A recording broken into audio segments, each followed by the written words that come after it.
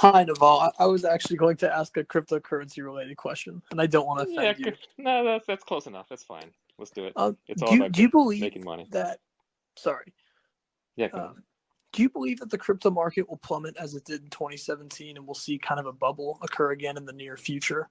How should I be looking at the market as we move forward here with all this institutional money? Yeah, I don't think we're going to create a new form of money and a new form of financial institutions without having a lot of bumps along the way. It's not going to be a smooth monotonic increase. And because these things are very thinly traded, and small chunks of the world discovers them, suddenly at a time, and what are small amounts of money in the real world can move these markets massively. There's just going to be a lot of ups and downs, and the bubbles and busts are going to be a part of the process. Are we in a local bubble right now? Probably, yes. I see an incredible amount of froth. Numbers are going up every day. Is the bubble going to pop, quote unquote, in the sense of like, will prices come down from here?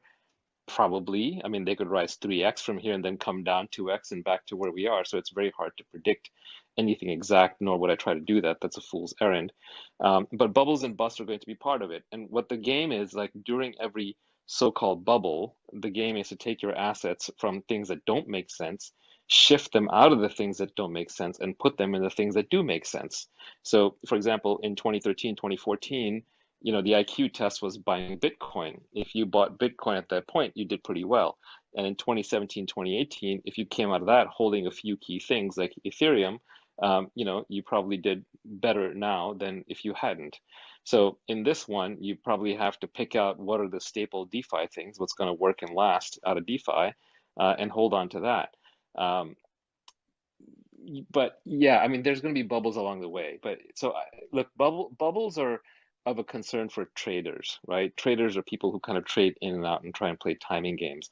I just don't think that's a good way to make money. Okay, that's a way to kind of gamble. It's kind of a casino, and maybe you have an edge because you understand a few of these coins better and a few of the trading patterns better than everybody else. But my experience has been that people who make money trading are usually very loud about it when they make money, and then they're very quiet when they go bust. And inevitably, most of them go bust. So I'm not a trader, I'm an investor. I buy something when I have faith in it. I hold it as long as I have faith in it, and then I sell it when I no longer have faith in it, when I lose faith in it. I try not to time myself in and out. And I'm not saying that I only do pure investing. I also fall into the trap of trading, but usually when I fall into the trap of trading, I'm FOMOing after someone does something and I just lose a bunch of money. So I'm not sure if I really answered your question. It's kind of a non-answer, but it's sort of an impossible question to answer, right? Because it's too macro. It's like, are we in a bubble? Now, one interesting story is that this is probably the third bubble that I've seen up close, right? And they're each different. Like I saw the internet bubble, the 1999 bubble up close, and I remember thinking at the time, man, I don't have much capital. Dear God, please give me one more bubble. And then I saw the 2017 crypto bubble up close, and then that one popped before I could do to take advantage of it. And I was like, dear God, just give me one more bubble. How about a third one? And here we are in a third one. And honestly, I don't know what to do. Like it's not obvious. So it's the nature of bubbles that when you're in them, you don't know when they end, you don't know where they top out.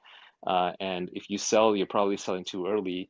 And if you don't sell, then you held on too late. So it's just the nature of the beast. So just focus on the long term. Pick things that you don't mind holding through booms and busts because you believe in their fundamental value and just ride it out. Take a longer viewpoint and you can sleep better at night. So thank Wow, you. I'm going to move you absolutely. back to the Thank you so audience. much. Yeah, I mean, just get your blood pressure down, stress less, hold for longer, and you'll make clearer decisions. Look, the richest man in the world who's an investor is Warren Buffett, and that guy makes one investing decision a year. And he probably sells once every few years. So that's the model to emulate, right? Have the judgment, spend the time to do the research to figure out where the fundamental value is, and then make your bets with deep conviction, hold on to that.